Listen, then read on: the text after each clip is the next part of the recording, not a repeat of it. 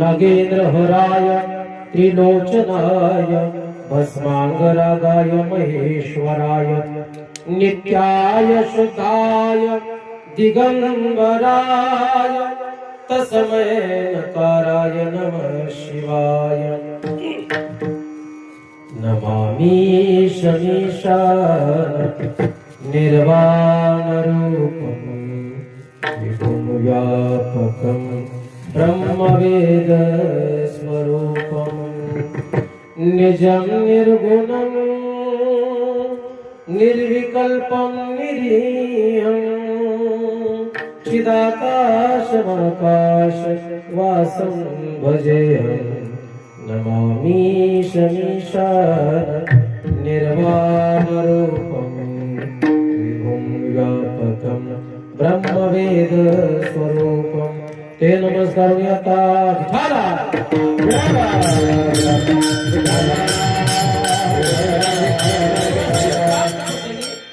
निवडलेला अभंग विश्वमान्य विश्वभूषण जगद्गुरु जगद्वंदनीय श्रीमंत योगी तुकोबाराय अत्यंत गोड असणारा भक्तपर प्रकरणातील हा अभंग आहे. बहुतेकांच्या पाठात येईल.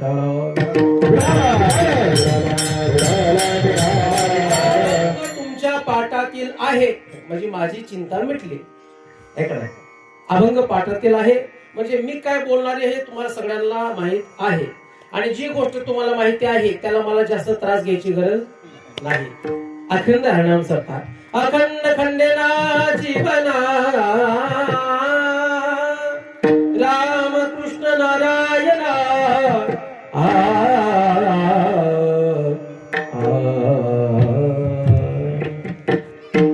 संत वाहते कृष्णामाई सुख दुःखाच्या तीरावरती तिजला जाणीव नाही. अशी संत वाहणारी अखंडपणे कृष्णालाही आणि तसंच अखंड हरनाम सप्ताह वर्ष आणि या अखंड हरनाम सप्ताहामध्ये 18वं वर्ष 8 आणि 9 आणि या अखंड हरनाम सप्ताहातील 5व्या दिवसाची ही कीर्तनरूपी सेवा माझ्यासारख्या सामान्य दिन दुबळ्या पामराकडे आलेली ही मी माझं परम भाग्य समजतो. आणि या अखंड हरनाम सप्ताहामध्ये धर्माच्या उत्सवामध्ये जे जे या ठिकाणी तन मन धनापासून सगळी सेवा करतात उपस्थित या ठिकाणी सर्व मायबाप असतील अबालवृद्ध वयोवृद्ध गुणवृद्ध गुणवान श्रवान चारित्र्य संपन्न सर्वांच्या मायबापांच्या चरणावर माथा टेकवतो.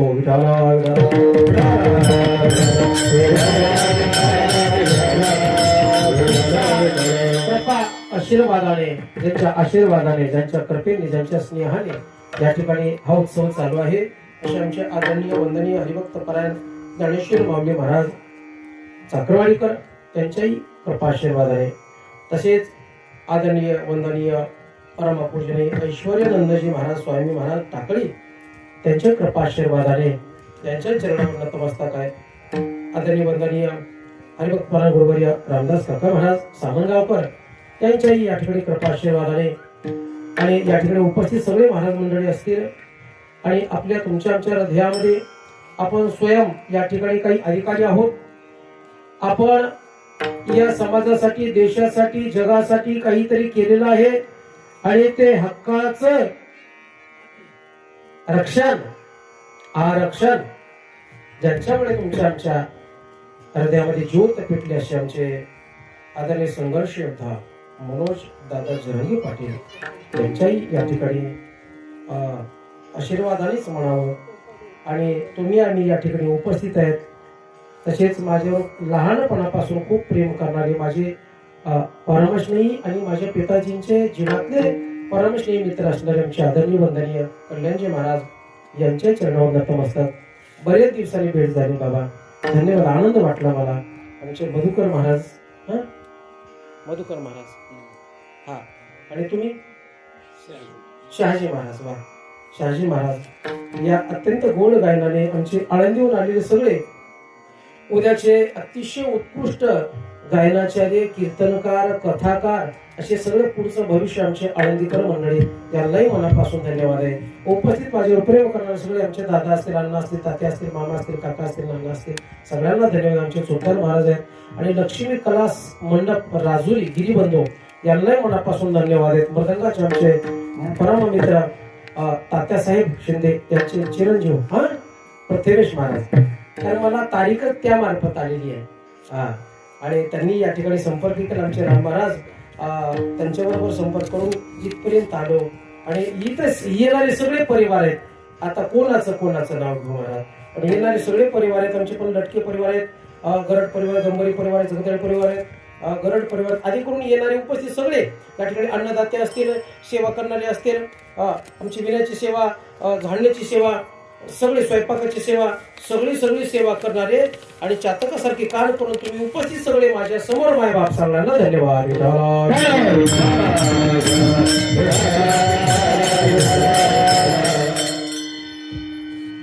कारण कुणाचं नाव प्रश्न पडतो. वेळ कमी आहे, 7 ते 9 आहे आणि अतिशय धन्यवाद. ही जी वेळ आहे ना, ही अतिशय चांगली वेळ आहे महाराज. कारण पूर्वीची लोक जागायचे रात्रभर. पूर्वीच्या काळातला जागरच असतात, सकाळी उठून धारा काढायला जायची. आताचा जागरचा असतो महाराज 11:30-12 पर्यंत, आहे का नाही? म्हणजे जागर पण कमी आला आणि जागर जास्त व्हायला लागलं, आहे का नाही? जागर कमी, जागर नको म्हणले का नाही जागर. त्यामुळे ही वेळ पण चांगली आहे आणि अख्ख्या महाराष्ट्रातच ही वेळ योग्य व्हायला लागलेली आहे कुठं पण.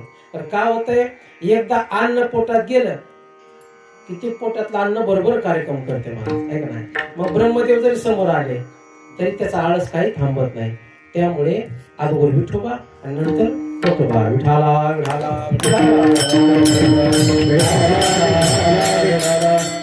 त्यामुळे अतिशय वेळ आहे. 9ला बरोबर प्रसाद होतोय आणि त्या निमित्ताने पब्लिक समाज श्रोते जास्त वाढतात. आमच्या गावामध्ये असंच व्हायचं महाराज. कारण पंक्तीला संध्याकाळी 7 ते 9 पंगत असायची. 7 ते 9 पंगत 700-800 पत्रवळी जायची आणि कीर्तन फक्त 17. ते मी त्यांना घरी झोप लागत नाही. तेच कसे कीर्तन करा बाबा नावा का ना महाराज, अवघड होते महाराज. पण ही वेळ चांगली 7 ते 9 आणि आज 5वा दिवस आहे. या 5व्या दिवसाची सेवा माझ्यासारख्या पामराकडे दिलेली आहे आणि हे इतकं पवित्र आणि पुरातन ठिकाण आहे महाराज. हे पुरातन ठिकाण आहे, जागृत अतिशय दैदिप्यमान आहे आणि कदाचित मला असा एक भास होतोय की मी इथं आलो आहे असं वाटतंय मला, पण आठवण आहे मला. पण जाऊ दे, या जन्मात नाही गेल्या जन्मात येऊन गेला असेल फिरून. अतिशय आनंद वाटला. मला असं वर्णन ऐकलं की मला वाटलं हेच ठिकाण आहे मला. पण राजुरी पासून मला हे ठिकाण सांभाळा आणि गंभीर वस्ती 50-60 जण लोकांना विचारत मीच एवढं गंभीर झालो महाराज. आणि तो कुत्र भोकलं की थांबलो मी. ते म्हणले हेच वस्ते. म्हणलं धन्यवाद विठाला.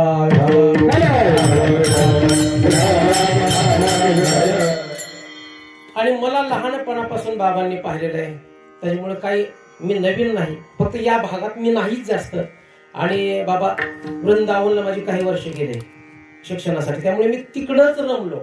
उगा 1-2-4 महिने महाराष्ट्रातल्या कथेत येतो, तो अखंडपणे तिकडे जातो.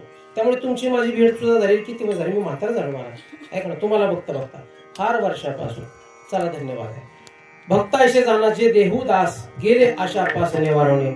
भक्ताचं वर्णन करतात, भक्ताची लक्षणं सांगतात, भक्ताची व्याख्या सांगतात. जगद्गुरु तुकोबराय स्वयं परमात्मा आहे. ते भक्त होऊन अवताराला आले आणि भक्त होऊन अवताराला आल्यानंतर भक्तांची लक्षणं सांगतात आणि अशा भक्तांची लक्षणं सांगतात जे भक्त राज आहेत. कोणाची लक्षणं सांगतात? भक्त राज आहे. देख लो मेरे दिल के नगीने में, देख लो मेरे दिल के नगीने में, श्री राम जानकी बैठे मेरे सीने, जानकी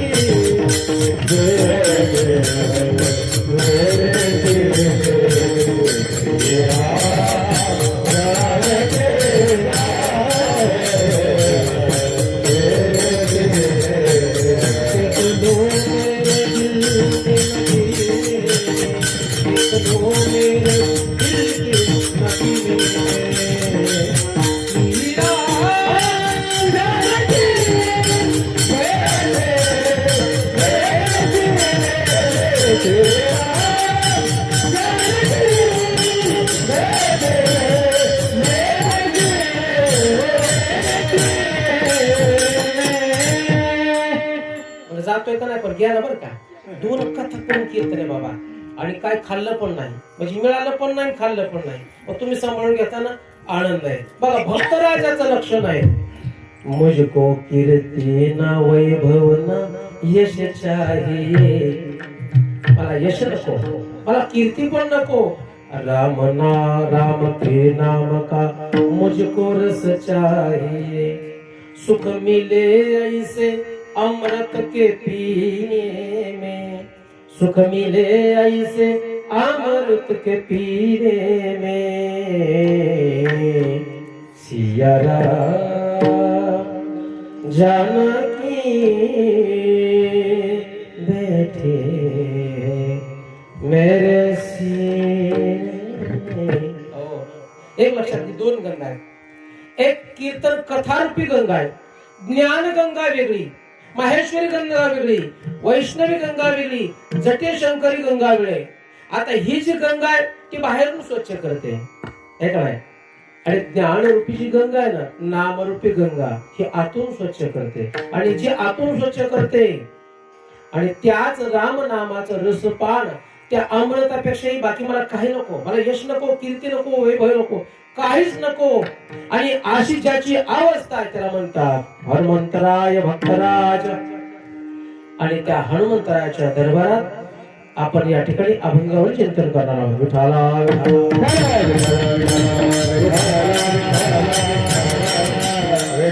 जगामध्ये 3 प्रकारचे लोक आहेत. एक राजसी, एक तामसी आणि एक सात्विक.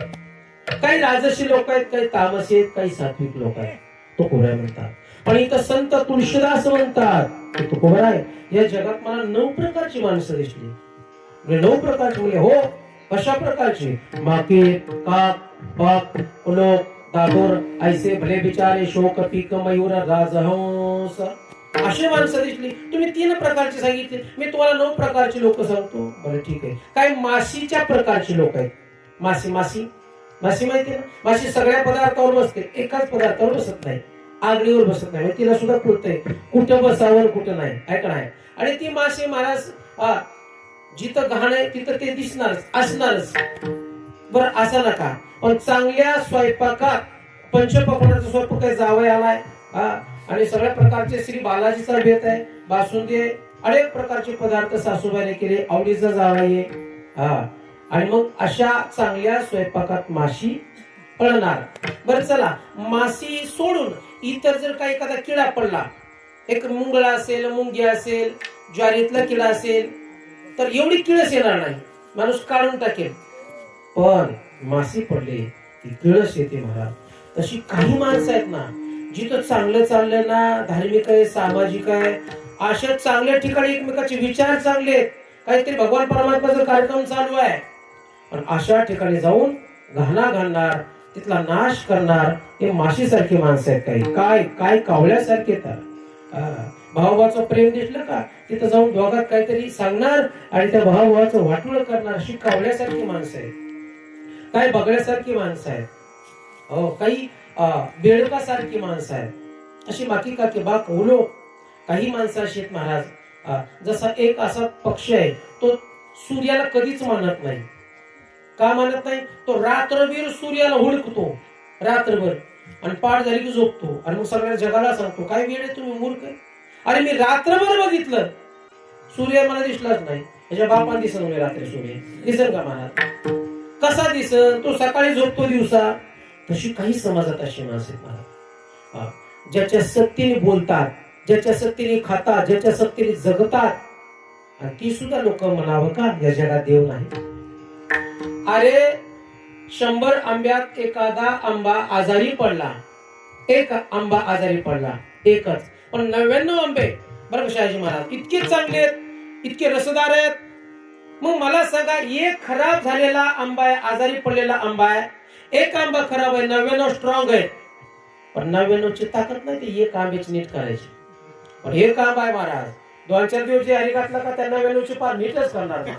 हा 99 ची ताकद नाही, कारण कलियुगामध्ये असुराची ताकद जास्त आहे. आणि एक लक्षात घ्या सज्जनाची कधी संघटना होत नाही. कोणी कुठल्याही कार्यात कुठल्याही प्रकरणात गेला की त्याला आमच्या हिंदू धर्माचं लेबल लावलं देतं. आणि बोंधू हा शब्द कुठून आला, कुठून आला, आणि मग त्याचं लेबल आपल्याकडे लावतात. म्हणून असुराची ताकद जास्त होती महाराज. आणि आमच्या बाबासारखे तुमच्यासारखे आयुष्यभर सेवा करणार याचा त्रास होतोय. अनेक प्रकरणे या ठिकाणी ते याच्यात नसतात, ते धार्मिकतेत नसतात, त्यांचा देवाचा काही संबंध नसतो महाराज. लोकांना वेड्यात काढायचं असते पण हिंदू धर्म बदनाम करतात. जे प्रकरण चालू आहेत, नाही मी नाव घेणार, पण चांगल्याला भोगावं लागते महाराज. अशी काय माणसं आहेत महाराज, याला देवाचं देणं घेणं नाही. देवाच्या ताकदीनेच बोलतोय, त्याच्या जिभेतून देव नाही म्हणण्याची ताकद कुणाची?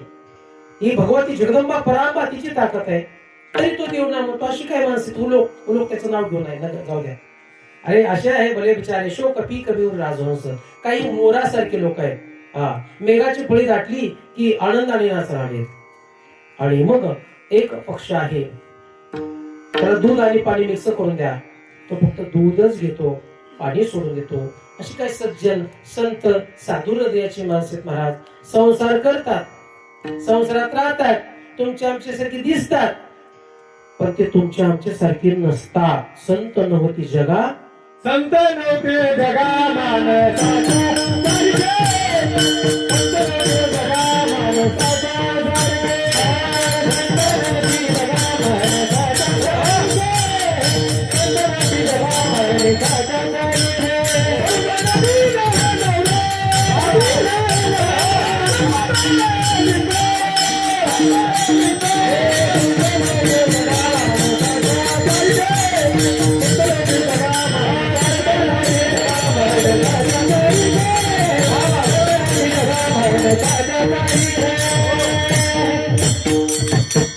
दिसायला तुमच्या आमच्यासारखे दिसले, आपल्यासारखे नसतात. त्यांच्यापाशी विशेष शक्ती असते. म्हणून तेही संसार करतात, संत संसार करतात, भक्त संसार करतात. आणि तुम्ही आम्ही संसार करतात, पण फरक आहे महाराज. संसारात मन असावं का मनात संसार असावं? संसारात मन असावा का मनात संसार असावा? घर जाऊ द्या. पाण्यात नाव असावी का नाव्यात पाणी असावं? नावात पाणी असावा, म्हणून नाही सहज बोलतोय. ऐका, पाण्यात नाव असावी पण नावात पाणी नसावं.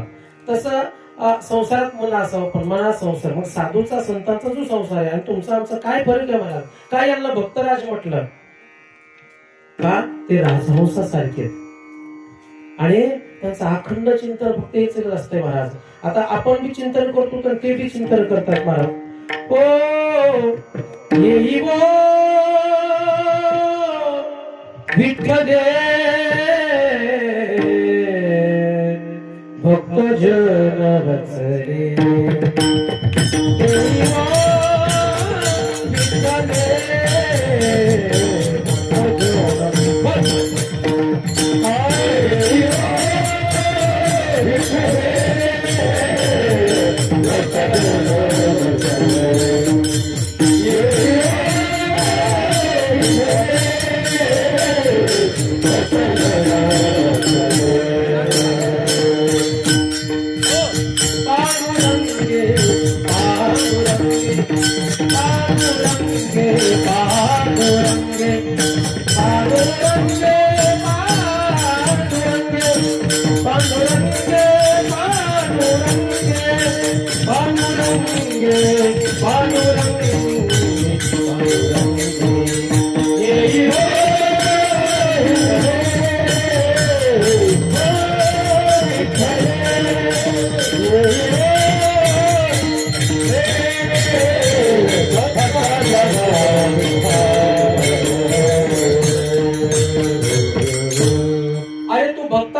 वत्सल करणारा आहे, दीनबंधू आहे, तो भक्तांचं लालन पालन करणारा आहे. येई ओ विठ्ठले. फक्त चिंतन एकच आहे महाराज, दुसरं चिंतन नाही. आणि काय परिणाम? स्वयं परमात्मा प्रगट होतो. एक वेळेस भजन केलं तर परमात्मा जगविधाता प्रगट होतो. आणि काय त्यांचं भजन, साधूचं संतांचं भजन काय असतं, कोणत्या रागात ते माहिती का आपल्याला? बरं, यात आता जसं या ठिकाणी आपलं प्रदर्शन आहे तसं होतं का? काहीच नाही. गळ्यात विना, चिपुळ्या किंवा टाळ महाराज आणि सहज भजन करावं. पण त्याला भक्तराज म्हणतात. आता आपल्याला भक्तराज व्हायचं आहे, त्याची काय लक्षणं आहेत फक्त तेच पाहणार आहोत आपण. जवळ असणाऱ्या जवळच्या क्षेत्रामध्ये संत सावता महाराज आहेत. कर्मामध्ये देव पाहिला, अखंड चिंतन विठोबाचं केलं, पण जिकडं पाहिल ना तिकडं पांडुरंग परमात्मा दिसायचा. शेतात काम करत असताना, खुरपत असताना, इकडं तिकडं जे काम करत असताना स्वयं परमात्मा दिसायचा. त्यामुळे त्यांनी ठरवलं की जर समोरच माझ्या परमात्मा आहे आणि स्थित ब्रह्म्य अवस्था झालेली आहे, जिकडं पाहिजे तिकडं परमात्मा आहे, आणि म्हणून त्यांनी जास्त काही पळापळी केली नाही. फक्त झाडाकडे बघितलं राघुमैना दिसावं, समोर पाहिलं की सगळे फळ त्याच्यातच पांडुरंग परमात्मा द्यावा. या झाडावर राघुमैना तोही विठ्ठल गे, तोही विठ्ठल गे. कांदा मुळा भाजी अवघी भाजी अवघी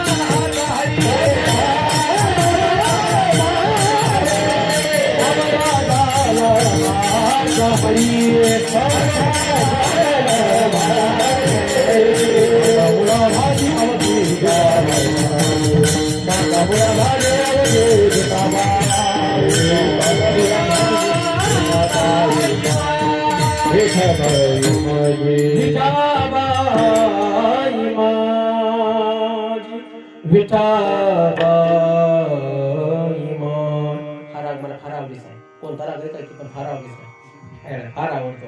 कथेत पण भरपूर हेच राग येतो, म्हणजे बरेचसे असे महाराज संत हृदयात ब्रह्मी मूर्ती झालेली आहे आणि अभेद दृष्टी आहे. शुकाचार्यांकडे अभेद दृष्टी होती आणि तशीच आमच्या संत शिरोमणी असले सावता महाराजांकडे अभेद दृष्टी होती. जिकडे पाहिजे तिकडे ब्रह्म दिसायचे. शुकाचार्य महाराज चला वेळ नाही पण चलत चलत सांगतो, गंगेवर स्नानाला जायचे. समोर काही अप्सरा अप्रतिम देखण्या, तेही विवस्त्र स्नान करायच्या आणि शुकाचार्याच्या अंगावर काहीच नव्हतं. 12 वर्ष आईच्या उदरात होते, अंगावर काही नाही, आणि समोर अप्सरा आहेत, तेही विवस्त्र स्नान करतात.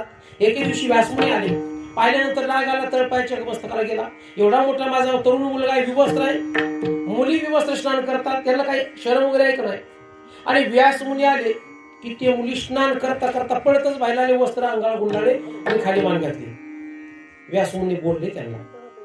व्यासमुनी बोलल्यानंतर त्या अप्सरा म्हणल्या, व्यासमुनी म्हणले का ग थोडं शरम वगैरे आहे का नाही, माझा मुलगा विवस्त्र स्नान करतोय, तरुण आहे, त्याच्या समोर तुम्ही असं वेड्यासारखं अंघोळ करतात, बरं कळत नाही.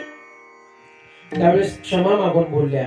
ते म्हणतात की व्यासजी आम्हाला माफ करा, पण शुकाचार्य आमच्याकडे पाहतात, आम्ही शुकाचार्याकडे पाहतो, शुकाचार्य आमच्याकडे पाहतात, त्यावेळेस त्यांना आम्ही सौंदर्यवान दिसतच नाही, आम्ही स्त्री आहोत हे दिसतच नाही. कारण शुकाचार्याच्या नजरेमध्ये जी सगळीकडेच ब्रह्मी दृष्टी आहे, सच्चिदानंद रूपाय, ती दृष्टी तुमच्याकडे नाही. म्हणून तुम्हाला आम्हा दोघात फरक कळला. तुमचा मुलगा पुरुष आहे, आम्ही स्त्री आहोत, पण शुकाचार्याला आम्ही स्त्री आहोत असं दिसतच नाही. काय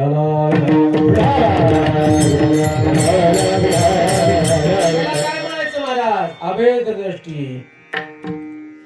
विष्णुमय जग वैष्णवय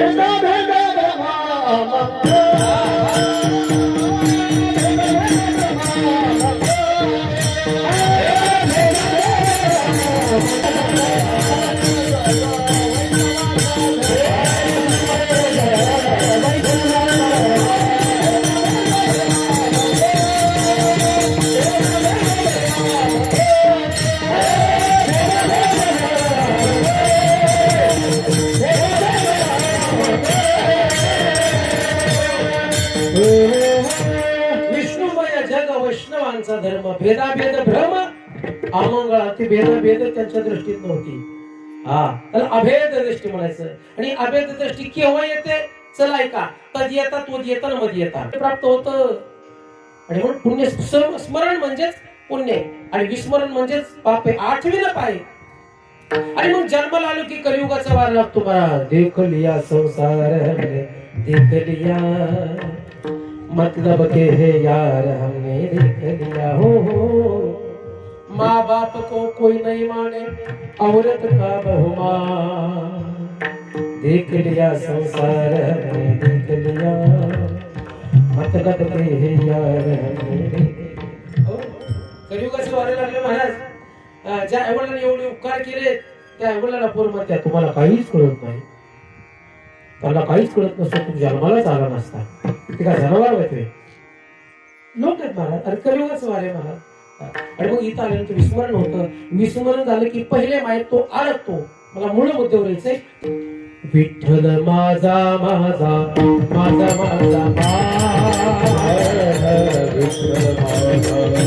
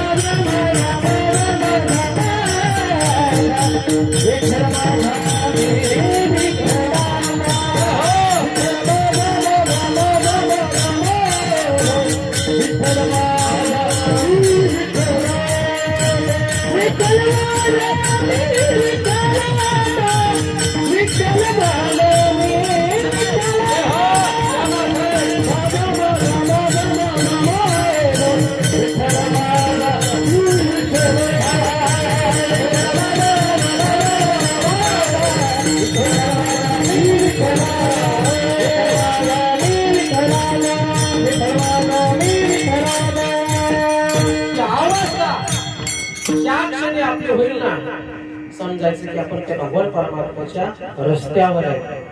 जगात दोन रस्ते असे आहेत बघा. आई ऐका दादा, एक रस्ता आहे इमानदारीचा आणि दुसरा रस्ता आहे बेमानदारीचा. एक रस्ता आहे अनितीचा, दुसरा रस्ता आहे नीतीचा. अनितीच्या रस्त्यावर सगळ्या गोष्टी तुम्हाला भरपूर मिळतील, पायात घाला चप्पल पासून सगळ्या गोष्टी मिळतील, पण त्या रस्त्यावर कधी चुकून जाऊ नका. आणि जो नीतीचा रस्ता आहे त्या रस्त्यावर गर्दी नाही, इमानदारीच्या रस्त्यावर गर्दी नाही, खडतर रस्ता आहे, पण तो रस्ता सोडू नका. कारण अनितीचा रस्ता ना त्या रस्त्यावर शेवटी यमराज आहे, तो पाहुणाच आहे आपला. पण नीतिमत्तेच्या रस्त्यावर भगवान परमात्मा वाट पाहे उभा पेटीची आवडी. हो, मग तो रस्ता निवडा. आणि मग नीतिमत्तेच्या रस्त्यावर तुम्हाला त्रास आहे त्रास आहे त्रास आहे महाराज, पण शेवटी जो आहे ना शेवट तो भला माझा. आणि मग ही अवस्था निर्माण आपल्या माझा म्हणण्याची अवस्था. चला रामकथेमध्ये 2-4 दृष्टांत देणार आहे मी.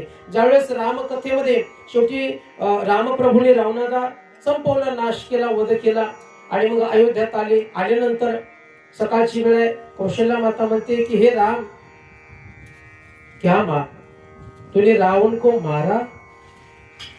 राम म्हटले नहीं मैया, मैंने रावण को नहीं मारा, मैंने रावण को मारा. ये कैसी बात कर रहा है तू? रावण को तूने नहीं मारा? नहीं माँ, रावण को मैंने नहीं मारा, रावण को मैंने मारा. कडी भाषा. रावणाला मी नाही मारलं, मग रावणाने त्याच्या अहंकाराने मीपणानेच त्याला मारलं. मी सांगत होतो साम दाम दंड भेद सगळ्या प्रकारची मी व्यवस्था केली होती. अंगदला सांगितलं मला युद्ध नको, आमची आई अशी सीता परत द्या. पण रावण शेवटपर्यंत मी मी मी मी मी मी हिंदी त्याला मै म्हणतात, मराठीत मी म्हणतात मीपणा, आणि हिंदीमध्ये मै. उसको मैंने नहीं मारा, उसकी मैंने उसे मारा. अलग लक्षात. तसं मी म्हणायचं नाही आणि माझं म्हणायचं नाही, तू आणि तुझं म्हणायचं नाही. ही अवस्था ज्यावेळेस होते ना, आणि ह्याच अवस्थेचं लक्षण अभंगाच्या पहिल्या चरणात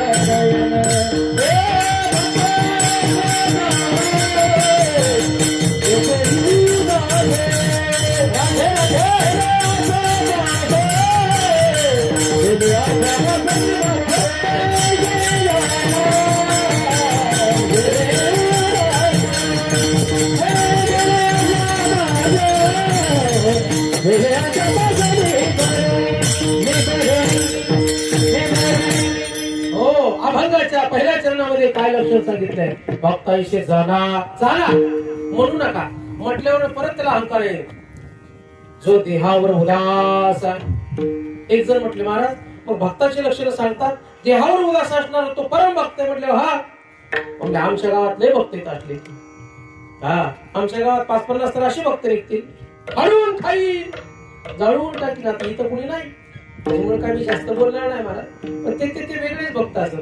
बरं चल असं नका, जे त्याचं कर्मधर्म आहे. हा पण तेही भक्त उदास आहेत देवावर. तो कोणा म्हणतात ते उदास आहेत ना, ते उदास आहेत. प्रपंचातले उदासे वेगळे, परमार्थातले उदासे वेगळे, फरक आहे महाराज. मग इथं परमार्थात उदास असणं त्याची व्याख्या सांगतात. जे देहावर उदास आहेत किती उदास आहेत महाराज. एक साधू राजूला निघाला टाकळीवरून आणि जात असताना भगवी वस्त्र परिधान केले, चिंतन चालू अखंडपणे आणि 2-4 कुत्री पाठीमागे लागली. त्यातल्या एका कुत्र्याने धरलं महाराजांचा पाय धरला. ते बाबू ते बघत पण नाही, तशीच पुढे चालतात, हातात काठी जोळी. कुत्र पाय वळतय, धरतय, बाग खेचतय आणि बाबा तसेच चालतात. काही शेजारी काही शेतकरी म्हणते, बाबा अहो त्या कुत्र्याला हात आहे म्हणा, कुत्र्याने पाय धरलाय. ते म्हणले कुत्ता जाने चमडी जाने हमें क्या करना है. जर तो पाय माझा असता तर त्याची काय ताकद आहे धरायची. ज्या अर्थी तो माझा पाय धरलाय त्या अर्थी हा पाय माझा नाही. नहीं है भरोसा इस जिंदगी का, मजा लूट बंदे गुरु बंदगी का. नहीं है भरोसा इस जिंदगी का, मजा लूट बंदे गुरु बंदगी का. तेरा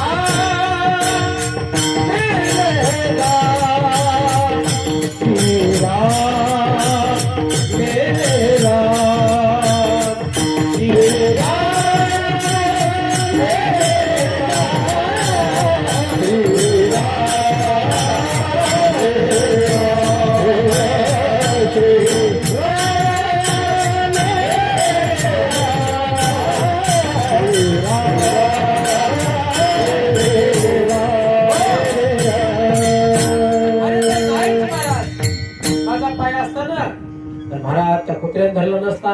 साधं उदाहरण, तुम्ही सगळे उपस्थित इथं प्रत्येकाला हातपाय आहेत ना, प्रत्येकाला डोळे आहेत, नाक आहे, डोकं आहे, सगळं आहे का नाही. सगळे इथं प्रत्येकाला हातपाय आहेत. ते तुमचे का माझे? तो हे तुमचे हातपाय कोणाचे आहेत? माझेत का तुमचे? तुमचेच आहेत ना. डोकं माझे का तुमचं आहे?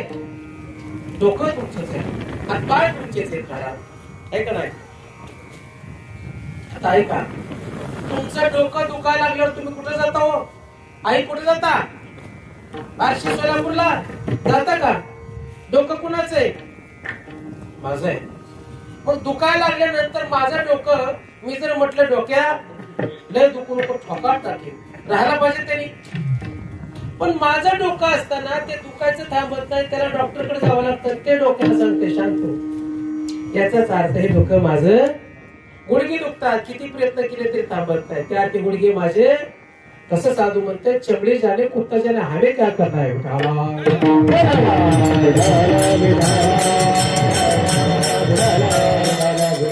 देहावर उदास असणं काय अवस्था आहे महाराजांची. संत मीराबाईची बापरे काय अवस्था आहे महाराज. राणा विष दिलं विष.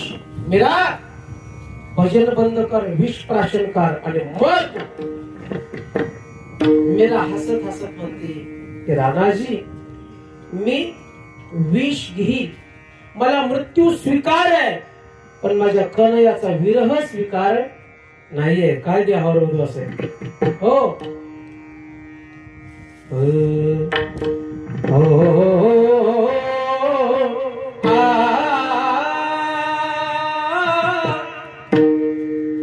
प्रेम किया ता मीरा ने,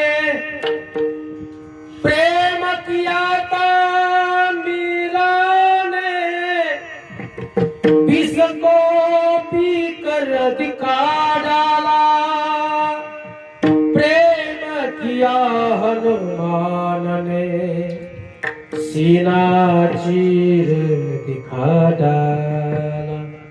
हो त्याला म्हणतात ते हावरुदास असणार.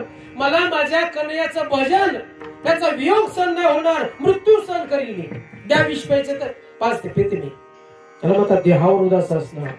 आणि आमचे बजरंगबली तर काय बोलायचं कामच नाही महाराज. एक दृष्टांत घेऊन चला विठाला.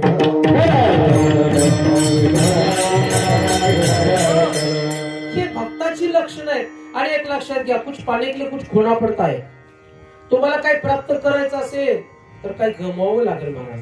आता तुम्ही सगळेच घेऊन जर चालले ना तर तो तुम्हाला परमात्मा भेटणार नाही. तुकामय चित्त कराले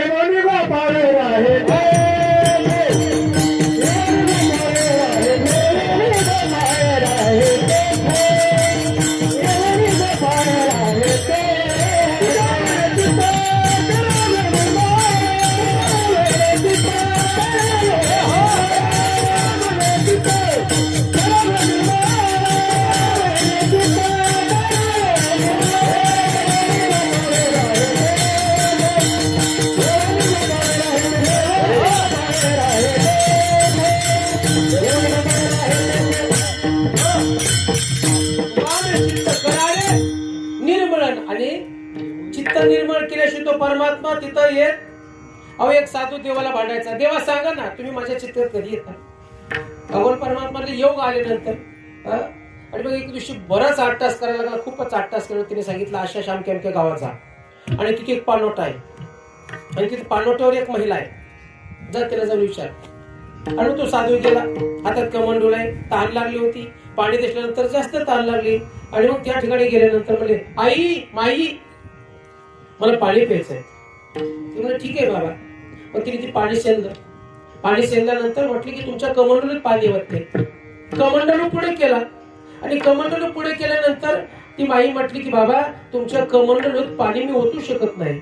म्हणजे का, त्यात खूपच कचरा आहे. असं का, ते कचरा ज्यावेळेस तुम्ही काढून टाकतील त्यावेळेस मी त्याच्यात पाणी ओतते, मग तुम्ही ती पाणी प्या. साध्या कमंडलूमध्ये कचरा असल्यानंतर आपण पाणी पितो का? येतो का? नाही पेणार ना. मग मला सांगा या हृदयात एवढा कचरा भरलाय, एवढा कचरा भरलाय, मला इतका कचरा भरलाय, इतका कचरा भरलाय. कसा तो परमात्मा येईल? तो परमात्मा त्याच्याकडेच बघतो जो आतून बाहेरून निर्मळ आहे. कदाचित बाहेरून नसेल पण आतून तो निर्मळ असावा. तिथंच येऊनी गोपाळ किती राहतो महाराज. कुठं? ज्याचा अंतकरण निर्मळ आहे, ज्याचा अंतकरण गिचमिडी काढवे ना, बाहेरून एक आतून सगळं कपटच महाराज. तिकडे ते बघत सुद्धा नाही महाराज. आणि मला ते सांगायचंय, मग आपण जे पाहिलं ना की भगवान संत परमात्म्याने एकदाच हाक मारली की येऊ विठ्ठले. सावता महाराज एकदाच हाक मारली की तो परमात्मा येतो. काय येतो? त्याचे कारण आहे. ते नाम घेतात तर तुम्ही आम्ही नाम घेतात.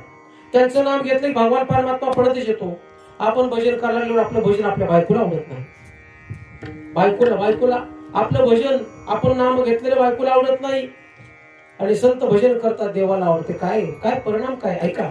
चला आता नाम ते घेतात आणि आपण घेतो, पण नामामध्ये 10 अपराध आहेत. 10 अपराध आहेत. ते अपराध सगळेच आपल्याकडून घडतात. संताकडून ते अपराध घडत नाहीत.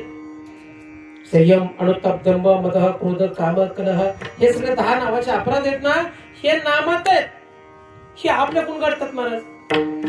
नामधारकाला पहिला अपराध सांगतो ऐका. नामधारकाकडे कोणाचीच निंदा करायची नाही.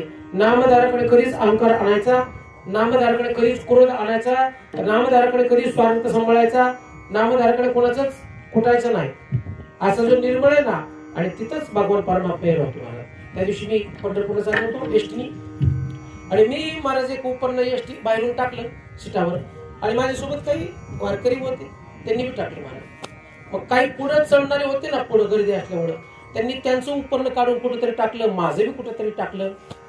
मग मी म्हटलं चला आता हे अडलिगीच आहे, चुकीचं आहे, खालून उपन्न टाकलं, आपलं ते हुडकून घेतलं, काही पायाखाली घातलं होतं. शेवट उभा राहिलो मी, बसलो नाही. पण जी दोघं जण होती का, त्या उपरण्यामुळे काय भांडणं लागले महाराज, काय शिवीगाळे महाराज, काय काय भयान सेवा होते महाराज. आणि दोघं बी पंढरपूरला चालले होते. पुढे चालली होती एकादशीच्या वारीला. देव म्हणला असता तू नको एसटीतून उतर बाबा, तुम्ही जर एकमेकावर इतक्या गंभीरपणे जर शिव्या देतात आणि तुम्ही निघाला कुठं माझ्याकडे. आणि हे अपराध आपल्याकडून घडतात महाराज. भजन किंवा नाम घेणाऱ्यांनी कधीच कोणाची निंदा करायची नाही महाराज, कधीच नाही, चुकून बिघडली नाही पाहिजे. त्या ठिकाणी परमात्मा येतो, आणि अशालाच भक्तराज म्हणतात महाराज. आणि मग हे अपराध आपल्याकडून घडतात, संत कोणते घडत नाही. पण संतांनी एक हाक मारली की परमात्मा पळतच येतो. आपले अनेक वर्ष जातात, अनेक जन्म जातात, तरी आपल्या स्वप्नात सुद्धा देव येत नाही. आपल्या स्वप्नात भूत मात्र येतात, पण देव होत नाही. त्याचं कारणच हे महाराज, हे लक्षण आपल्याला सांभाळता येते. आणि मग तुकोबरा या अभंगामध्ये जे भक्ताची लक्षण सांगतात, ते देहावर असे ना, तुम्ही नो टेन्शन बट अबाउट, काही चिंता करू नका, फक्त हे सगळे ना तोच चालवणार आहे, अशी तुमची अवस्था व्हावी. भक्ताशी झाला जे देही उदास, गेले आशा पास, निवारो विठाला.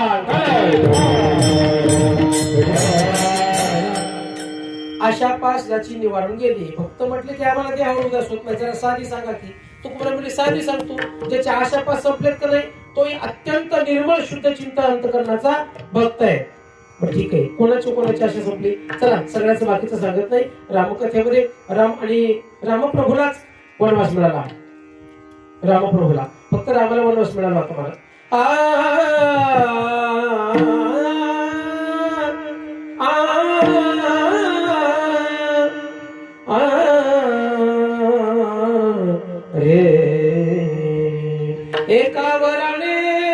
एकावराने भरतासाठी राजा, दुसऱ्या वराने रामा तुझला 14 वर्ष वनवास. चला रामप्रभू निघाले. रामप्रभूने एकट्यालाच वनवास होता, पण इथं जानकी पाठीमागं निघाली. मग नावेला झाला, रामप्रभूने जानकीलाही सोबत घेतलं, निघाले. तोपर्यंत तिकडं लक्ष्मणजी तोरण बांधत होता महालाला. काही सेवक घेऊन तोरण बांधते. सगळ्यात जास्त आनंद त्यालाच झाला होता. आणि मग लक्ष्मणजीला कोणीतरी म्हटलं, लखन अरे कशाची तोरण बांधतो, कशाचा राज्याभिषेकाचा आनंद घेतो, तुझा भाऊ तर चालला वनवासात. तोळपायाच्या मस्तकाला तिथूनच खडकून घेतो तलवार, पळतच निघाला महाराज. आणि मग राम दादाला अडवला. दादा, रामाविना राज्यपदी कोण बैसतो? अरे ती अधिकार तुमचा आहे, कोण बसतो तुमच्या गादीवर? आता त्याचे तुकडे तुकडे करतो. राम म्हणतात, ही वेळ आता भांडण्याची नाही. माझ्या झाल्यामुळे माझी आई दुःखी आहे, माझे पिता दुःखी आहे. मग अशा वेळी भांडण करणं योग्य नाही. मी वनवास भोगतो, तू आणि भरत राज्य भोग. आणि मग एका क्षणात लक्ष्मण शांत झाला आणि खडगं टाकून दिलं. रामप्रभूच्या चरणावर डोकं टेकवून सांगितलं, दादा मी तुझ्याशिवाय क्षणभर जाऊ शकत नाही. मग हे तलवार घे, माझी तुकडी कर, मग जा. मी नाही इथे राहणार. तू वनवासात, मी तर नाही राहणार. मग रामप्रभू म्हणले की लखन जा, तुझ्या बायकोला तरी विचारू नये. मला दादा मी बायकोला नाही विचारणार, मी बायकोचं ऐकतच नाही. कोण म्हणताय? लक्ष्मणजी म्हणतात. मी नाही म्हणत, आपल्याला बायकोचं ऐकावं लागतं, नावेला जायचं. तो म्हटला मी बायकोचं ऐकत नाही. म्हणलं आईला विचारू नये. मग म्हणलं आईला विचारतो. पळतच गेला. आई फार दुःखी होती. सुमित्रा माता खांबाला डोकं टेकून रडते. पळतच गेले लखन. आई ऐक. काय लखन? आई दादा वनवासात निघालाय, मी त्याच्याबरोबर जाऊ? सुमित्रा माते म्हणते, लखन ते दोघ आहेत आणि तू एकटा आहेस. ते दोघ आहेत, तू एकटा आहेस. आई मी नाही समजलो. अरे बाबा ती पती पत्नी आहे आणि तू एकटाच निघालास. कदाचित ती पती पत्नी एकांतात बोलत असतील, बसले असतील, आणि कदाचित तू ही जर दृश्य पाहिलं, तुला झोप लागली आणि तुझ्या स्वप्नात जर उर्मिला आली तर पाप होईल, त्यापेक्षा तू नको जाऊ. असं म्हटलं की काय रडू लागला लक्ष्मण महाराज. इतका लखन रडू लागला, इतका रडू लागला, पायाला मिठी मारली. आई असं नको गो बोलू, पण मला सांग स्वप्न कधी पडतं? म्हणजे लक्ष्मणाला स्वप्नच माहित नव्हतं कधी पडतंय ते. ऐका, लक्ष्मण एवढा रडू लागला, एवढा रडू लागला. आई स्वप्न कधी पडतं ग लखन? ज्यावेळेस माणूस चालून चालून थकेल आणि थकल्यानंतर झोप लागते आणि झोपल्यानंतर स्वप्न पडतं आणि स्वप्न पडलेलं मला आवडणार नाही. आई कदाचित तुला वाटतं का ग की म्हणजे रामदादा बरोबर चालून चालून कुठतरी सावलीत बसेल, थकेल, झोपेल आणि झोपल्यानंतर माझी पत्नी उर्मिला माझ्या स्वप्नात येईल आणि माझ्या स्वप्नातल्या उर्मिलेची तुला भीती वाटते असं जर वाटतंय ना तर आई हात पायाला लावला. आई शपथ घेतो, हा लक्ष्मण 14 वर्ष पोटात अन्नाचा घास घेणार नाही आणि 14 वर्ष ही पाप तरणीला टाकणार नाही. पण आई जाऊ दे ग मला. आई मी माझ्या रामदादाशिवाय नाही का जगू शकत, एक क्षणभर मी जगणार नाही. त्यावेळेस डोक्यावर हात फिरवला आणि सुमित्रा मातेने सांगितलं, खर तुझी मी परीक्षा घेतली. मला माहिती आहे मला डोहाळे पण असेच लागले होते, नाही तू राहू शकत रामदादाशिवाय, जा. आणि काय आनंद झाला महाराज. एखाद्या छोट्याशा लेकराला रडून रडून रडून रडून टाहो पडतो, मग त्याच्या हातात कॅडबरीचं चॉकलेट द्यावं, मग त्याचा हात सुद्धा खावा. तसा लक्ष्मण पडतच गेला. दादा दादा आई जा म्हणाले, आई जा म्हणाले, चला. काय प्रेम मला. आणि उर्मिला दारात होती. काय योगाई वडी नेमकं खीर केली होती, खीर. आणि तिने आवाज दिला, अहो निघाला, जा मी नाही अडवणार, पण एक खीर, एक चमचा खीर तरी घेऊन जा. त्यावेळेस त्यांनी हात केला, नुसता बघितला नाही. उर्मिले 14 वर्षांनी येईल मग खीर खाईल. आणि काय अतिशय आनंदाने लक्ष्मण महाराज रामप्रभू बरोबर वनवासात जातोय. आशा सोडली, एवढी देखणी पत्नी आहे ती सोडली. आणि वनवास फक्त रामाला होता, वनवास लक्ष्मणाला होता. भरत आणि लक्ष्मण राज्य बघणार होते, राज्य सोडलं. आईवर प्रेम करणारी आई सोडली. आणि म्हणूनच महाराज एवढी अवस्था लक्ष्मणजीने निर्माण केली. म्हणून जगाचा बाप लक्ष्मणजीला शक्ती लागल्यावर मांडीवर घेऊन रात्रभर रडत आहे. देवाने आपल्यासाठी रडावं, त्याच्यासाठी तशी अवस्थाही निर्माण करावी, तेवढं प्रेमही करावं लागतं महाराज. आणि एवढं प्रेम ज्यावेळेस करतं ना, आशा गेले आशा पास निवारोनी विठोबा रखुमाई, त्याच्याशिवाय भगवान परमात्मा तुमच्यासाठी रडत नाही महाराज. तिथंच येऊन राहतो ज्याचा चित्त शुद्ध अंतःकरण आहे. येऊन गोपाळ राहे तिथे, त्या ठिकाणी परमात्मा येतो महाराज. आणि मग हेच वर्णन करतात, ज्याच्या देहावर उदासीन अवस्था, त्याची आशा पास संपली ना, तो भगवान परमात्माच आहे स्वयं, तो देव आणि तो वेगळा नाहीच. हा त्याला भक्तराज म्हटलं, गेले आशा पाश निवारोनी. चला चित्रकूट पर्वतावर रामप्रभू आहे. आता वेळ संपलेली आहे, जास्त वेळ घेणार नाही. फक्त मला तुकोवर आहे ना, तुम्हाला समोर मांडायचे आणि सेवा संपवायची. चित्रकूट पर्वतावर रामप्रभू पुढे निघाले. कुणी काय सेवा करताय, कुणी सेवा करताय, असे प्रत्येक जण आपापली सेवा करतात. तशी वनदेवी त्या ठिकाणी आली आणि वनदेवी म्हणते की हे प्रभू, माझ्या वनात तुम्ही आलात, स्वागत आहे, मलाही सेवा करायची. रामप्रभू म्हणतात, मी वनवासी आहे, मी कोणाची सेवा घेत नाही. मला संगमेरपूरचा राजा म्हणताय की हे राज्य तुम्हाला देतो, नका जाऊ. पण नको, मला राज्य नको, मला वनवास आहे, मला वनवासच बघू द्या. पण वनदेवी अतिशय विनंती करेल की प्रभू मला काहीतरी कुछ तो अवसर दीजिए, सेवा का अवसर दीजिए. त्यावेळेस रामप्रभू म्हणतात, ठीक आहे, मी गंगेपासून इथपर्यंत जो आलोय ना, चित्रकूट पर्वतापर्यंत, तिथपर्यंत रस्त्यात फारच काटे ग, तेवढे काटे फक्त स्वच्छ कर. वनदेवी विचार करते आणि म्हणते की प्रभू, ज्या रस्त्याने तुम्ही इतके हजारो किलोमीटर आलात, हो, त्या रस्त्याने परत तुम्ही जाणार आहेत का? राम म्हटले, नाही जाणार. मग त्या रस्त्याने तुम्ही जाणारच नाही तर तो रस्ता स्वच्छ कशासाठी करायचा? ज्या रस्त्यातून तुम्ही आलात त्या रस्त्याने तुम्ही कधीच जाणार नाही तर तो रस्ता स्वच्छ करायला मला सांगता, दुसरं काम सांगा. राम म्हणतात, नाही, तोच रस्ता स्वच्छ कर, कारण त्या रस्त्यावर फार काटे. काय कारण आहे? कारण सांगतो. वनदेवी, तुला फक्त हाच माझा भाऊ माहिती आहे, याच्यापेक्षा माझ्यावर जीवापाड प्रेम करणारा एक भाऊ आहे, तो मामाच्या गावी आहे, तो अजून आलेला नसेल, पण कदाचित मामाच्या गावात तू घरी येईल, महालात येईल, मी नाही दिसणार, आणि ज्यावेळेस मी त्याला दिसणार नाही त्यावेळेस एक क्षणभर तो मला थांबणार नाही. तो मला शोधण्यासाठी, मला भेटण्यासाठी, मला माघारी आणण्यासाठी तो तसाच पळत येईल. मग त्याच्या पळत येण्याचा तुमचा या वाट स्वच्छ करण्याचा काय उद्देश आहे? ज्यावेळेस तो या रस्त्याने येईल ना, त्यावेळेस रस्त्याला काटे दिसले. काटे दिसल्यानंतर त्याच्या हृदयाचे तुकडे होतील की माझ्यामुळेच माझ्या दादाला या काट्याच्या रस्त्याने जावं लागलं. हे माझ्या पायात काट्याचं दुःख वेगळं आहे, पण त्याच्यापेक्षा त्याच्या मनात माझ्याबद्दलचं दुःख जास्त होईल. तो खूप रडेल आणि तो माझ्या वियोगाने मरेल. म्हणून तो इथे याच्या आधीवर तो रस्ता स्वच्छ कर.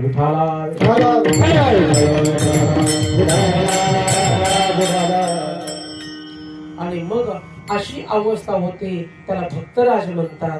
त्यापैकी एक भक्तराज आहे, तसे 3 भक्तराज आहेत. अर्जुन भक्तराज आहेत, पुंडलिकराय भक्तराज आहे, हनुमंतराय भक्तराज आहेत.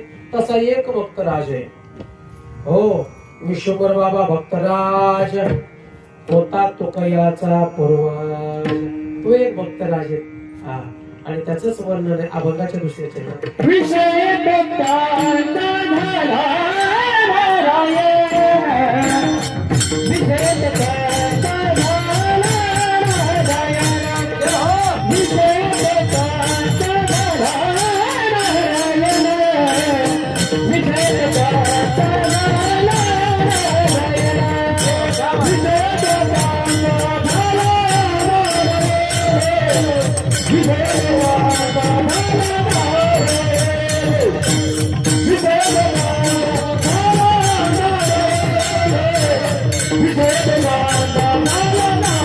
झाला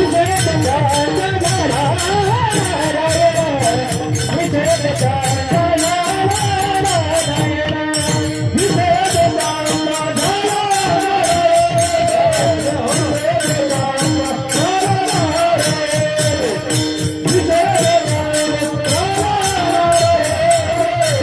विषय धन्यवाद. आता तुम्ही काळजीच करू नका, वेळ आपली संपलेली आहे. तुम्हाला झोप काही लागलेली नाही ना? हा, मग आनंद आहे. नाहीतर माझे कीर्तन शिकत लोक झोपतातच मला, पण मला आनंद आहे की कीर्तन कोणाला पण झोपतात. घरी झोपण्यापेक्षा बरं इथे झोपलेलं आहे का नाही? काळजी करू नका. चला, होता विश्वंभर बाबा भक्तराज, होता तुकयाचा पूर्वज. तुकोबाराच्या जीवनामध्ये 21 वर्षापर्यंत संसार केला, पण जे पाहिजे ते संसारात सुख मिळाला. एवढा मोठा व्यापार केला, इनामदार वाडा होता, सगळं पद होतं. तुकाशीच वाणी एक नाव होतं त्या काळात. हवेली खेड या परिसरात कोकण पनवेल पर्यंत सगळं नाव होतं. खूप मोठा त्यांनी व्यापार केला, संसार केला. म्हणजे आत्मिक समाधान पाहिजे होतं ते काही त्यांना मिळाला. शेवटी 21 वर्ष पूर्ण झाले, कारण लग्न लवकर झालं होतं. आणि मग विचार केला की आता म्हटले मला पाहिजे ते सुख मिळाला, म्हणे मग कुठेतरी अनुष्ठान करावं आणि विश्व ज्याच्या ताब्यात आहे त्याला देव म्हणतात. तो खूप परमात्मा कसा आहे काय करतो आणि अनुष्ठान मांडण्यासाठी भामचंद्र डोंगरावर गेले. आता भामचंद्र डोंगरावर का गेले तर त्या ठिकाणी एक भव्य दिव्य शिवालय आणि एका जनार्दनी वैष्णव शिरोमणी महादेव विष्णू देवाचा सगळ्यात वैष्णव नावाचा भक्त कोण असेल तर भगवान शिव आहे. भामचंद्र भंडारा घोरडेश्वर या तिन्ही डोंगरावर पर्वतावर 3 महादेवाचे शिवालय आहेत पूर्वीचे आणि या वैष्णवाच्या साक्षीने त्या ठिकाणी साधना केली आहे. एका जनार्दनी वैष्णव शिरोमणी महादेव म्हणून त्याच उद्देशाने नाव पडलेले भालचंद्र एक त्या भगवान शिवाचं नाव आहे. त्यामुळे त्या पर्वताला भामचंद्र असं नाव पडलं. अनुष्ठान मांडायला गेले. अनुष्ठान करू लागले महाराज. पहिला दिवस, दुसरा दिवस, तिसरा दिवस, चौथा दिवस, 15 दिवस असं अनुष्ठान मांडलं. एवढं भयान अनुष्ठान मांडलं महाराज. आणि ते निर्वाणीचं मांडलं. निर्वाणीचं अनुष्ठान वेगळं असतंय, तुमचं आमचं अनुष्ठान वेगळं असतंय. आमचं अनुष्ठान एकादशीचं सोमवारचं वेगळं असतंय आणि तुकोबराचं वेगळं होतं महाराज. आपण आज सोमवार आहे महाराज, दणकावून फराळ खातो का? शाबू वडे काय, शाबूच्या पापड्या काय, शाबूचे जामून काय काय काय काय काय महाराज. आणि मग मला व्रत आहे म्हणतात. नाही महाराज, तुमचं आमचं व्रत आहे ना फक्त देवाला येड्यात काढायचंय. उपास वेगळा आणि उपवास वेगळा. आपण तुम्ही आम्ही धरतो हा उपास धरतो म्हणजे उपाशी राहायचं, दान खाऊन खायचं. आणि इथं अभिप्रेत आहे ना उपवास आहे. उप म्हणजे देवाच्या, वास म्हणजे राहणं. ज्या देवाची, ज्या भक्ताची, ज्या संताची ज्या दिवशी तुम्ही व्रत धरतात त्याचं चिंतन करणे त्याला उपवास म्हणतात. आणि तसं तुकोबराचं अनुष्ठान आहे, निर्वाणाचं आहे. एक तर देव नाही तर मृत्यू, त्याला निर्वाणाचं होय. सच्चिदानंद रूपाय विश्वभूतपत्याद हेतवे तापत्रय विनाशाय श्रीकृष्णं वयो नमो. श्रीकृष्णाय वासुदेवाय हरये परमात्मने प्रणतक्लेशनाशाय गोविंदाय वयो नमो. फक्त टाळी वाजून भजन करा. ओम नमो भगवते वासुदेवाय. ओम नमो भगवते वासुदेवाय. ओम नमो भगवते वासुदेवाय. ओम नमो भगवते वासुदेवाय.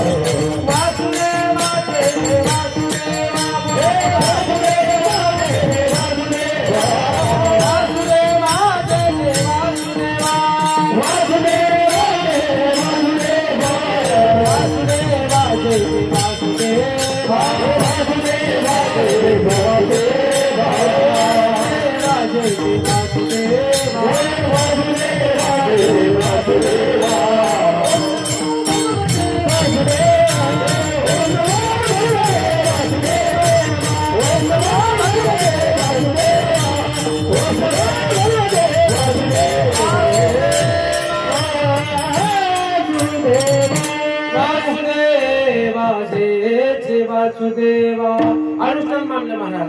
आणि मग 5-7 दिवस झाले भगवान परमात्म्याने परीक्षा घेतली आणि विंचू काही काळी भंगार विंचू आणि ते विंचू तुकोबराच्या अंगावर सोडली.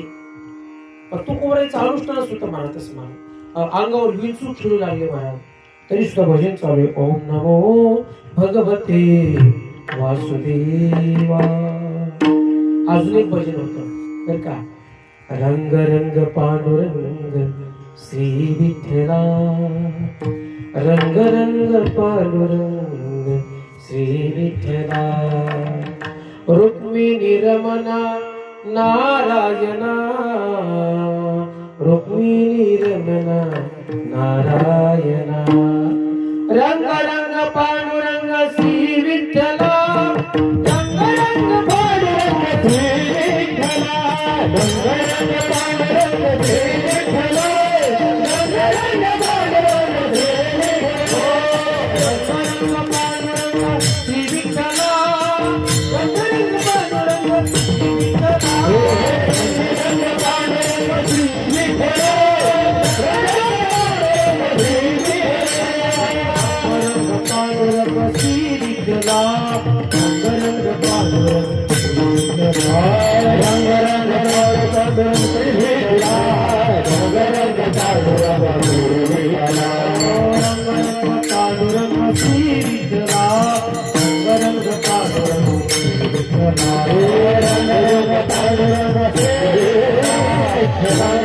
पांडुरंग श्री विठ्ठला.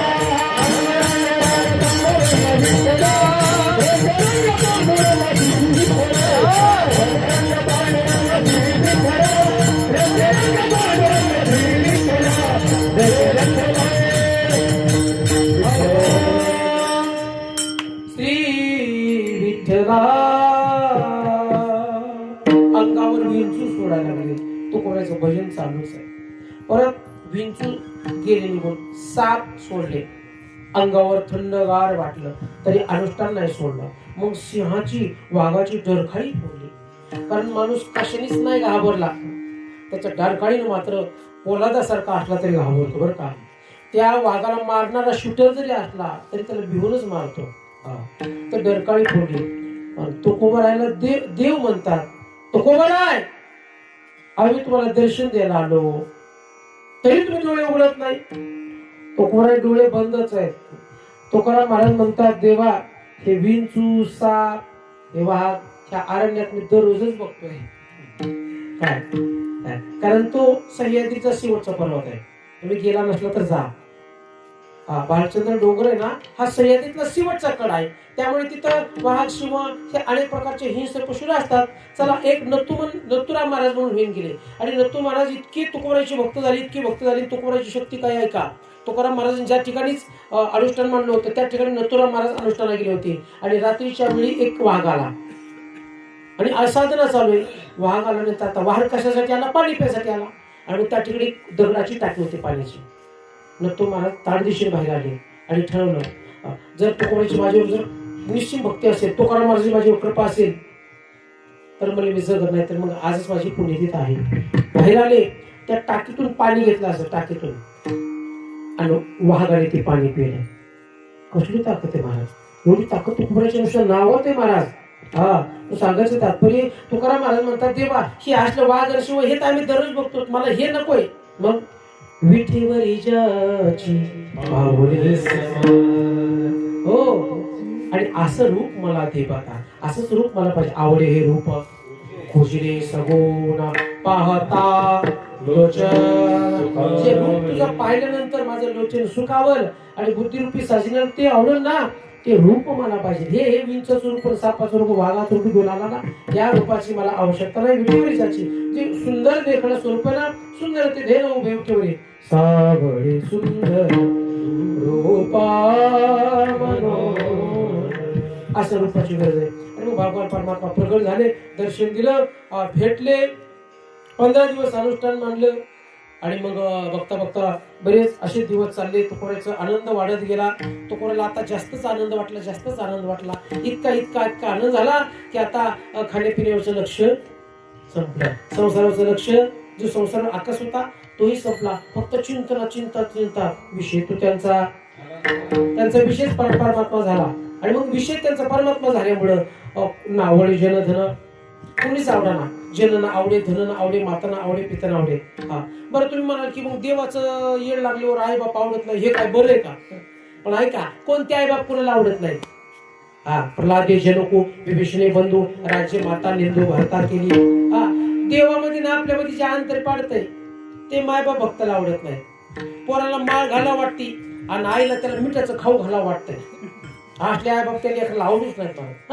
आमच्या भागात काही महाराज बरेचशा अशी काही मुलं आहेत ना, मी सांगत असता, हो माझ्या परिचयाच्या समोर, नका ह्यांना बाटू नका बरं का, ह्यांना बाटू नका, यांना माहित नाही, याला आणले करायला काही माहित नाही, मिठाचं काय तिखटाचं काय, नका यांना माळ घाला. तेव्हा नाही, एकुलती एकच आहे. कशाला? लग्न झाले मार खायला. कशाचं एकुलते काही, म्हणजे ते नाही खाणार म्हणजे तो काय जगणारच नाही का? आता आमच्या 72 पिढ्यात त्याचा वास पण नसतो, मग आम्ही मरतोच का महाराज? मग याला कारणीभूत मायबाप आहेत. तो शुद्ध शाकाहारी असतो, त्याला मांसाहारी बनवतात. मांसाहारी नंतर ते बाटलीकडे जातं, बाटलीकडून ह्यांना घराबाहेर काढतं. मुळात तुम्ही मुलं निर्माण करू नका, मुलं घडवा. आणि आजच्या काळात मुलं घडवणंच गरजेचं आहे. बाळासाहेबांनी छत्रपतीला घडवलंय, निर्माण नाही केलं. निर्माण जनावर पण करतात, घडवा. आणि ते घडवण्यासाठी तुमची फार गरज आहे महाराज. हो, आणि मग असे भक्त आहेत ना, असे जे भक्त आहेत देवाच्या भक्तात विरोध करतात ते मायबाप भक्तांना आवडत नाहीत. ज्यांना आवडत नाही, का ज्याला आवडत नाही, तुम्ही कसं वागा लोक बोलतात मला, कसे वागा लोक बोलतात, कसे वागा बोलतात, तेवढे जर समाधानी म्हटलं ना तुमच्यासारखे तुम्हीच आहेत. हे दुःखी फक्त तुम्ही होता दुसऱ्याचं सुख बघून, बाकी काय नाही महाराज. तर फ्रीज आणला, तर पिठाची गिरणी आणली, अरे आपण जातोय ना, व्यायाम पण होईल ना आपला. नाहीतरी आता सगळे गॅस संपले, आता चुलीवरच केले सगळं, काय करणार. माझ्या घरी मला तेवढं मात्र चिंता नाही बघा. पहिले त्यांना स्वयंपाक चुलीवरचा सवय असल्यामुळे मला अजून फोन बी नाही आणि काहीच नाही की बाबा गॅस संपला, हे करा ते करा. मी आपलं कथेमुळे बाहेर असतो जरा महिना 2 महिने, आणि बाबा गेल्यापासून बाबावर किती प्रेम होतं. आता कल्याण महाराज आम्ही त्यांच्याकडे व्यासपीठ असायची अनेक गावाची, आमच्या नखाते महाराजांकडे रामकथा असायची, मी लहान असायचो महाराज. त्या अनावधानाने अचानकपणे त्यांना जावं लागलं आजाराच्या माध्यमातून. तेव्हापासून आहे ना फक्त कथेतच आयुष्य झालेलं महाराज. कितीही कुणी कुठल्याही गावची कथा असू द्या, कलाकाराची द्या बाबा, मला काय देऊ पण मला चिंतन घडतंय. सांगायचं तात्पर्य आपलं समाधान आपल्यातच आहे. धनाने जर सगळे सुखी झाले असते तर धनवान सगळे जेलमध्ये येतात. आपण लय भाग्यवान आहेत महाराज. आणि मग राहिलेला विषय भगवान परमात्म्याच्या चिंतनात घालावं. विषय तो त्यांचा झाला नारायण नावड जन धन वाहता पिता. आणि तो परमात्मा मग मागे उभे राहतोच की महाराज. नाव निर्वाणी गोविंद असे मागे पुढे काहीच साकडे तो नाही साकडं पडू देत महाराज. फक्त तद येता तो येता मध्ये येता हे सगळं माझं आहे. तुला दुःख द्यायचं तर तूच दे, सुख द्यायचं तर तूच दे, मला संकट दिले ना तर तूच दिलेस, असे फक्त भावना ठेवा. सुख दुःख सगळे तुझ्याच कृपेने होत आहे. आणि मग तुकोबा म्हणतात की तुका म्हणे सत्य कर्म व्हावे साह्य घातले वय नरक जा. गणेश्वर